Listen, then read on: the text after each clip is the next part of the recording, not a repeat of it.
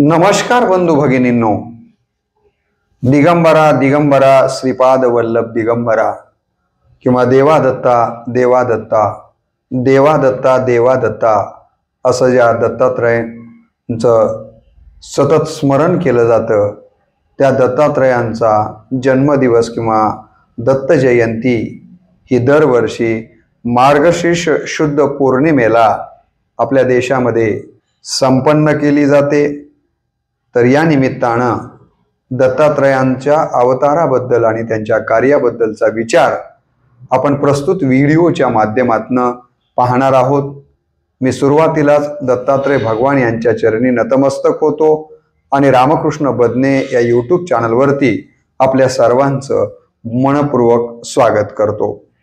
दत्तात्रय हे अत्री ऋषी आणि अनसूया या दोघांच्या पोटी अवतरित झाले असं सांगितलं जातं। अत्री हा शब्दाचा विग्रह केला तर आपल्या एक गोष्ट लक्षात येते, म्हणजे या ठिकाणी नाही आणि त्रि म्हणजे तीन गुणांचा ज्यांच्यावरती कुठल्याच प्रकारचा प्रभाव नाही। तीन गुण कोणते? सत्व रज तम। म्हणजेच याचा अर्थ असा की तीन गुणांची बाधा ज्याला झालेली नाही आहे त्याला अत्री असं म्हटलं गेलं आहे। आणि अनसूया, अन म्हणजे तसुभरी आणि सुया म्हणजे असूया किंवा द्वेष। जिच्या ठिकाणी तसूभर देखील चुटकीभर देखील दुसऱ्याबद्दलची असूया किंवा द्वेष नाही आहे ती अनसूया। तर अशा पद्धतीच्या या अत्री आणि अनसूया यांच्या पोटी दत्तात्रय, दत्त आणि अत्रय म्हणजे अत्री, बघा या नावामध्ये सुद्धा आपल्या वडिलांच्या नावाचा उल्लेख दत्तात्रय या शब्दाच्या मध्ये येऊन जातो। आणि म्हणून या ठिकाणी अशा या दत्तात्रयांच्या बद्दलची माहिती आपण पाहतो आहोत। दत्तात्रय यांच्या जन्माची जी कथा सांगितली जाते ती कथा अशा पद्धतीची आहे की एकदा नारदाला तिन्ही देवाच्या पत्नींनी विचारलं, म्हणाले की या पृथ्वीवरती आमच्यापेक्षा श्रेष्ठ कोणी स्त्री आहे काय? या तिन्ही ब्रह्मा विष्णू महेशांच्या तिघांच्या पत्नींनी विचारलं की आमच्यापेक्षा धरित्रीवरती कोणी श्रेष्ठ स्त्री आहे का? आणि मग नारदांनी सांगितलं की हो, एक स्त्री आहे जिचं नाव अनसूया आहे। आणि हे ऐकल्याच्या बरोबर या तिन्ही देवपत्न्यांच्या मनामध्ये हा प्रश्न आला की अशी कोण अनसूया आहे की जी आमच्यापेक्षाही श्रेष्ठ आहे? आणि मग नारदांनी सांगितलं की ती महान पतिव्रता आहे। तेव्हा तिचं पातिव्रत्य भंग करावं या उद्देशानं त्यांनी आपल्या तिन्ही पतींना सांगितलं की तुम्ही त्या अनसूयाच्याकडे जा आणि तिचं पातिव्रत्य भंग करा। आपल्या पत्नींची इच्छा पूर्ण करण्यासाठी म्हणा किंवा आपल्या भक्त अनसूयेला भेटायच्या सुप्त इच्छेपोटी म्हणा, हे तिन्ही देव अनसूयेच्या आश्रमामध्ये किंवा अत्री ऋषींच्या आश्रमामध्ये आपल्या पत्नींनी सांगितल्यामुळे येतात। बघतात तर काय की आश्रमामध्ये अत्री ऋषी नाही आहेत, ते अनुष्ठानासाठी नदीवरती निघून गेलेले आहेत। अनसूया एकटीच घरामध्ये आहे। या तिन्ही देवांना बघितल्याबरोबर अत्यंत आनंदित होऊन अनसूया या तिन्ही देवांचं मनपूर्वक स्वागत करते आणि भिक्षा वाढण्यासाठी ती पुढे जाते, कारण भिक्षुकाच्या रूपामध्ये आलेले आहेत। तर ते म्हणतात की आम्हाला भिक्षा नको आहे, आम्हाला तू इच्छा भोजन हवं आहे आणि ते तू आम्हाला दिलं पाहिजेस, ती आम्हाला भिक्षा हवी आहे आणि तेही विवस्त्र अवस्थेमध्ये। आता एका स्त्रीला विवस्त्र अवस्थेमध्ये आणि तेही भोजन देवांनी मागावं, आता या पतिव्रत स्त्रीनं करायचं काय? परंतु ती शेवटी महान पतिव्रता होती अनसूया। तिनं डोळे बंद केले, आपल्या पतीचं स्मरण केलं आणि जवळच असलेलं पाणी आपल्या पतीच्या पातिव्रतेच्या ताकदीवर त्या तिन्ही देवांच्या वरती शिंपडलं आणि हे तिन्ही देव अत्यंत काही महिन्याचे बाळ झाले आणि या तिन्ही बाळांना उचललं, पाळण्यात टाकलं आणि आपल्या ती विवस्त्र झाली। आणि या तिन्ही बाळांना जी त्यांची भोजनाची इच्छा होती, आई जशी मुलाला दूध पाजवते तसं या तिन्ही देवांना अनसूयेने विवस्त्र अवस्थेमध्ये दूध पाजवलं, म्हणजे भोजन खाऊ घातलं। आणि तदनंतर हे तिन्ही बाळ आपल्या लेकरांच्या सारखे अनसूयेच्याकडे राहायला लागलेले आहेत। अनसूया या तिन्ही लेकरांना आपल्याकडे ठेवून घेतलेली आहे. परंतु तिकडं मात्र या तिन्ही देवांच्या पत्नी परेशान झालेल्या आहेत की आमचे पती आणखीन वापस का येत नाही आहेत, किती दिवस झाले. आणि मग त्या नारदाला विचारतात की आमचे पती आणखीनही परत आलेले नाही आहेत, काय झालं. तर नारद सगळी कथा सांगतात, काय काय घडलं ते. आणि मग त्यावेळेला या तिघीही जणी आपल्या पतींना वापस घेऊन जाण्यासाठी अनसूयेकडे येतात आणि अनसूयेला म्हणतात की आमचे पती आम्हाला परत द्या. अनसूया म्हणते की तुमचे पती जर परत हवे असतील तर तिथं पाळण्यात झोपलेले आहेत, हे बाळ झालेले आहेत, त्या तिघांना तुम्ही घेऊन जा. आणि तिथे जाऊन आपल्या नवऱ्यांची अवस्था बाळाच्या अवस्थेमध्ये पाहिल्यानंतर त्यांना आश्चर्य होतं. आणि तीनही दिसायला सारखेच आहेत, वय सारखंच आहे, उंची सगळं काही सारखंच आहे. आता नेमका आपला पती म्हणून कोणता ओळखायचा असा प्रश्न त्या तिघींच्या समोर पडतो. माझा पती म्हणून एखाद्याला आपण हात लावावा आणि तो जर आपला पती नसेल तर आपलं पातिव्रत्य भंग पावेल. आणि म्हणून या तिन्ही पत्नी अनसूयेला शरण येतात, देवाच्या पत्नी, आणि म्हणतात की आमची चूक झाली, आम्हाला माफ करा आणि आमचे पती आम्हाला परत द्या. आणि मग अनसूयेच्या लक्षात येतं की यांचा गर्वहरण झालेला आहे. म्हणतात ना, अहंकार गेला तुका म्हणे देव झाला. अनसूया मग मूळ स्वरूपामध्ये या तिन्ही देवांना आणते. तिन्ही देव मूळ स्वरूपामध्ये आल्यानंतर आनंदित होतात आणि आनंदित होऊन अनसूयेला म्हणतात की आम्ही तुझ्यावर प्रसन्न झालो आहे, तुझे पातिव्रत्याचं आम्ही परीक्षा घेण्याचा प्रयत्न केला परंतु त्यात तू पास झालेली आहे. आम्ही आनंदी होऊन वरदान द्यायला तयार आहोत, तू काहीतरी वरदान माग. त्यावेळेला अनसूया म्हणते की काही मला दुसरं नको आहे, माझी एकच इच्छा आहे की तुम्ही माझ्या पोटी असाच पद्धतीनं लेकरं म्हणून यावीत. आणि मग हे तिन्ही बाळ एकत्र रूपानं दत्तात्रयाच्या रूपानं या ठिकाणी अनसूयाच्या पोटी जन्माला आले. अशा प्रकारची दत्तात्रयांची जन्मकथा या ठिकाणी सांगितली जाते. दत्तात्रयांची दुसरी जन्मकथा अशी सांगितली जाते की ऋषभ कुळ पर्वतावर परमेश्वरानं आपल्या उदरी जन्म घ्यावा या इच्छेने अत्रीने तपश्चर्या केली. तेव्हा या तीनही देवांनी अत्री आणि अनसूयेच्या उदरी जन्म घेतला. अशी ही एक कथा दत्तात्रयांच्या जन्माच्या संबंधानं सांगितली जाते. आता प्रश्न असा उपस्थित इथे केला जाऊ शकतो की देवांनी आपल्या पत्नीचं ऐकावून अनसूयेची परीक्षा घ्यायला जावं का. दुसरा प्रश्न उपस्थित केला जाऊ शकतो की देवांनी एका स्त्रीला विवस्त्र हो म्हणावं का आणि अशा पद्धतीचं भोजन मागावं का. असे काही प्रश्न या कथेतनं निश्चितपणे उपस्थित होऊ शकतात. परंतु या कथेचा मतितार्थ आपण हा लक्षात घेतला पाहिजे की महासती अनसूयेचं पातिव्रत्य व भक्तीने प्रसन्न झालेले ब्रह्मा विष्णू महेश अनसूयेला दर्शन देण्यास आश्रमात आले. तिच्या सर्वश्रेष्ठ भक्तीत तिचा राहिलेला अल्पसा देहभाव देवांनी मागून घेतला व तिला विदेही करून तिच्या पोटी जन्म घेतला. हा या कथेच्या पाठीभोजनाचा आणि निर्वस्त्र होण्याचा अर्थ आपण इथे समजून घेणं गरजेचं आहे. नाही घेतला तर मग नको ते प्रश्न आपल्या मनात येऊ शकतात. म्हणून याचं विश्लेषण आपल्याला या पद्धतीनं पाहता येतं. असं म्हणतात की जो देतो तो देव, जो देतो तो देव आणि देतो ते दत्त. आणि दत्त देवाचं हे वैशिष्ट्य आहे की ते जे मागितलं ते देतात.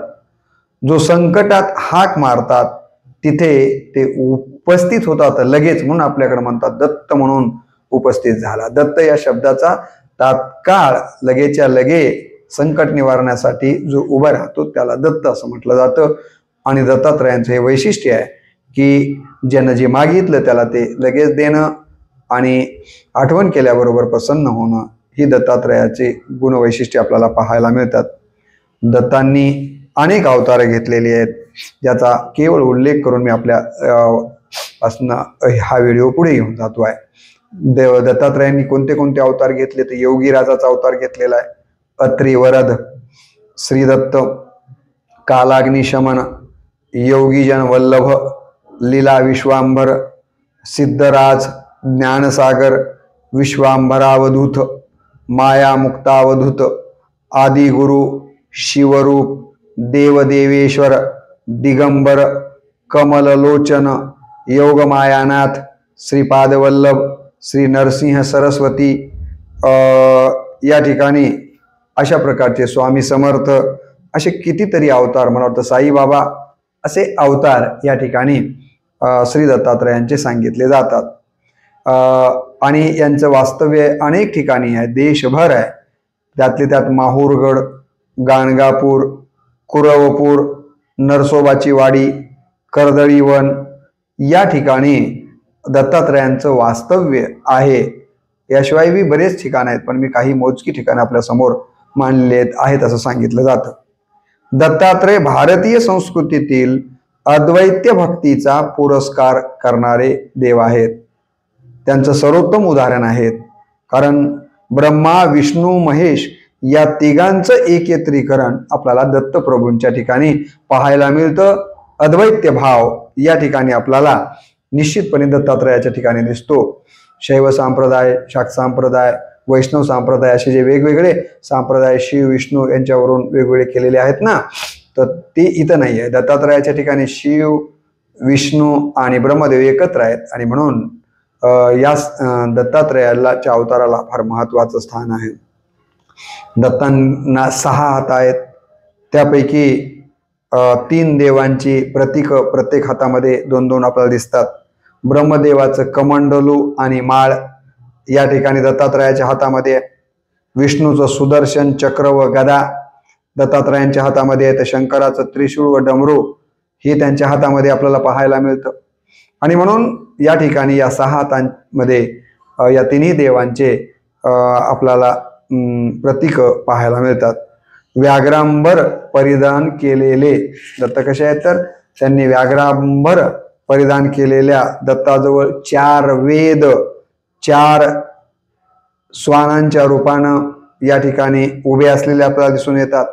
सर्व कामना पूर्ण करणारी कामधेनू देखील त्यांच्याजवळ उभी असलेली आपल्याला पाहायला मिळते. म्हणून दत्तांच्या मूर्तीकडे पाहत असताना प्रत्येक जे तिथं आपल्याला दिसतं ते प्रत्येक प्रतीक आणि त्याच्या पाठीमागं अर्थ दडलेला आहे हे त्या मूर्तीकडे पाहत असताना आपण लक्षात घेतलं पाहिजे. तिथे 4 श्वान दिसतात, ते 4 वेद आहेत.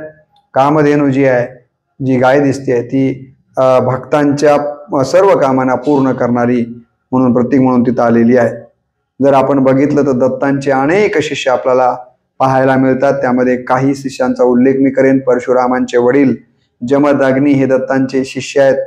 नवनाथ, ज्या नवनाथांचा नाथ संप्रदायाचा परिणाम आपल्याला वारकरी संप्रदायावरती झालेला दिसून येतो. आणि वारकरी संप्रदायामध्ये उल्लेखच आलेला आहे की आदिनाथ उमा बीज प्रगटले, मचिंद्रा लादले सज, मचिंद्राने बोध गोरक्षाशी केला, गोरक्ष ओळला गहिनी प्रती, गहिनी प्रसादे निवृत्ती दातारान दानदेवा सार चोजविले. म्हणजे अशा पद्धतीनं या नवनाथाकडूनच हा वारकरी संप्रदाय निर्माण झालेला, हीच परंपरा पुढे आलेली आहे. आणि म्हणून वारकरी संप्रदायाचे आद्य जर कोण असतील तर ते दत्तात्रय आहेत. ही गोष्ट आपण लक्षात घेतली पाहिजे. त्यांच्या शिष्यांच्या मध्ये श्री एकनाथ महाराजांचे सद्गुरू जनार्दन स्वामी हे दत्तात्रयांचे शिष्य आहेत.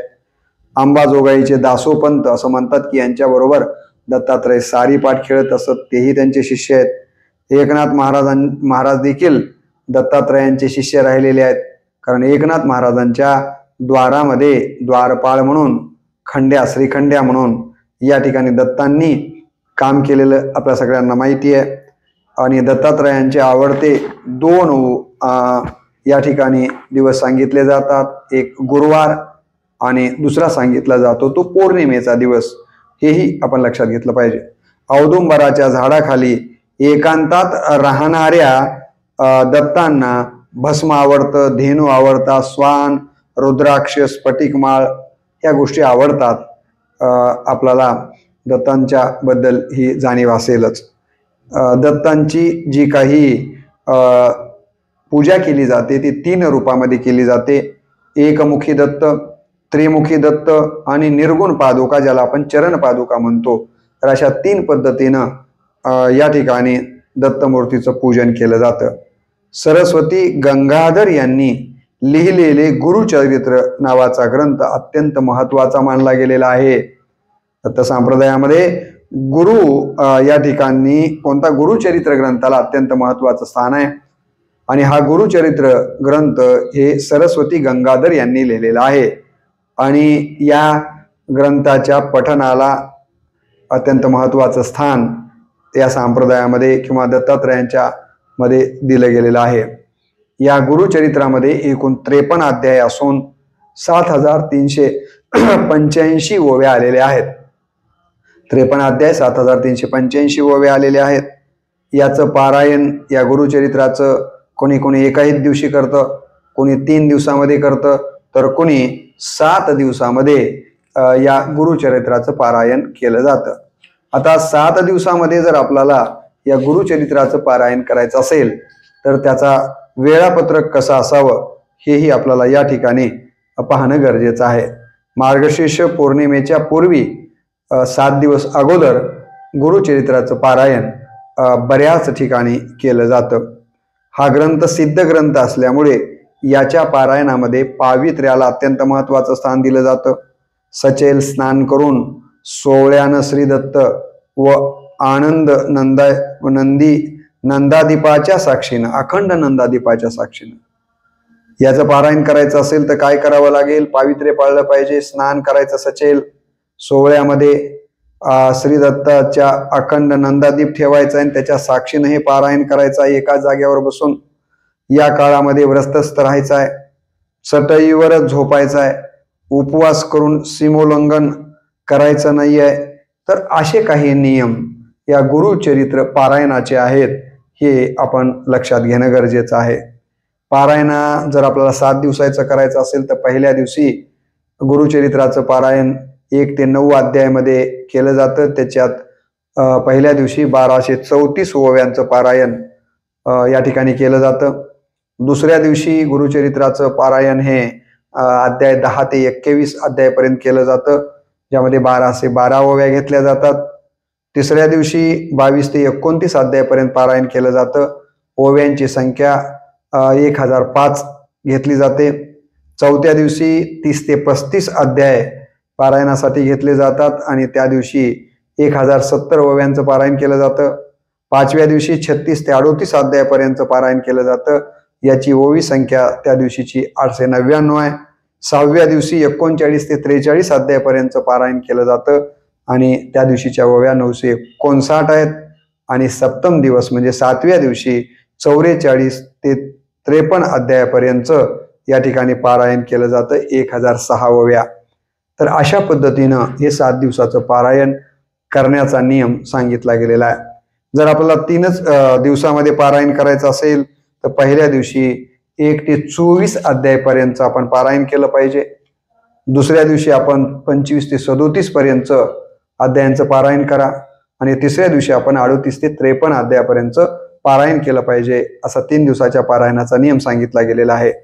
आणि हे पारायण झाल्याच्या नंतर समाप्तीच्या दिवशी सुवासनं ब्राह्मण जीव घालून पहिल्या अध्यायाची पहिली ओवी वाचून गुरुचरित्राची सांगता केली पाहिजे असा नियम आहे।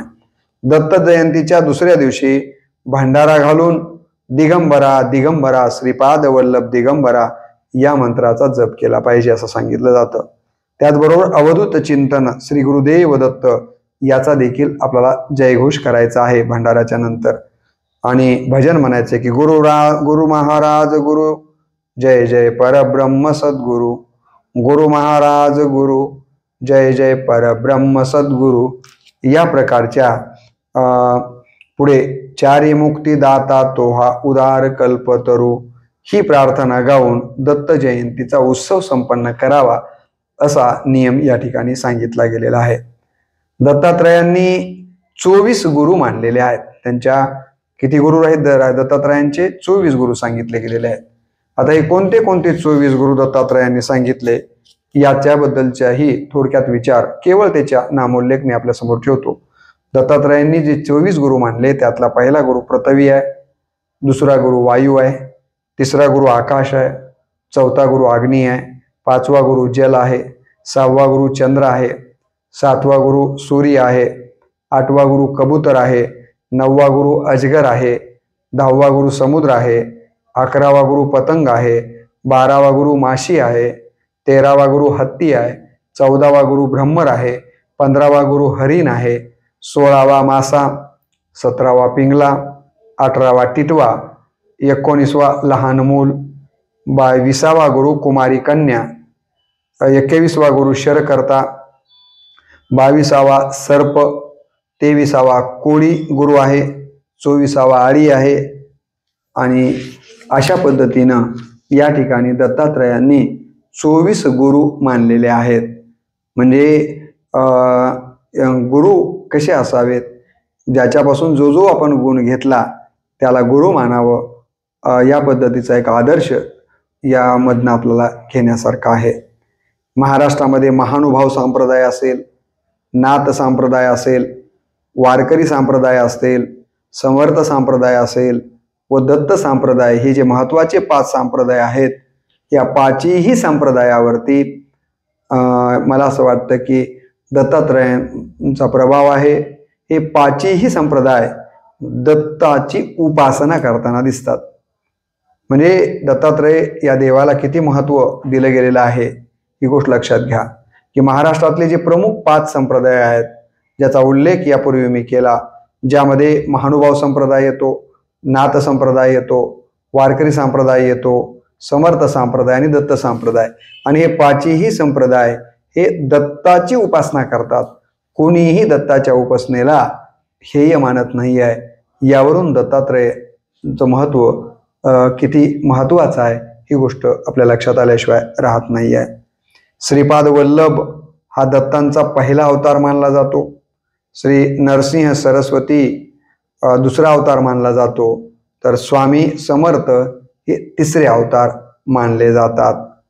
आपण हेही गोष्ट लक्षात घेतली पाहिजे की मुस्लिम व जैन पंथीयातही दत्ताला महत्त्व दिलं गेलेलं आहे.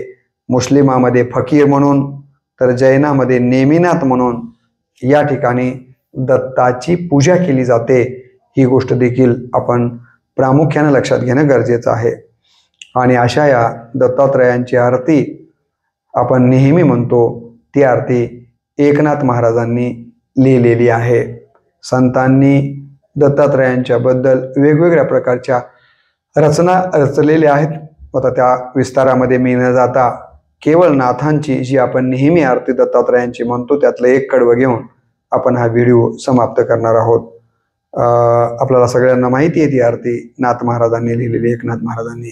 त्रिगुणात्मक त्रयमूर्ती दत्त हा जाना, त्रिगुणात्मक त्रयमूर्ती दत्त हा जाना, त्रिगुणी अवतार त्रैलोक्य राणा, त्रिगुणी अवतार त्रैलोक्य राणा, नीति नीति शब्द नये अनुमाना, नीति नीति शब्द नये अनुमाना, सुरवर मुनिजन योगी समाधि नये ध्याना, सुरवर मुनिजन योगी समाधि नये ध्याना. जय देव जय देव जय श्री गुरुदेव दत्ता, जय देव जय देव जय श्री गुरुदेव दत्ता.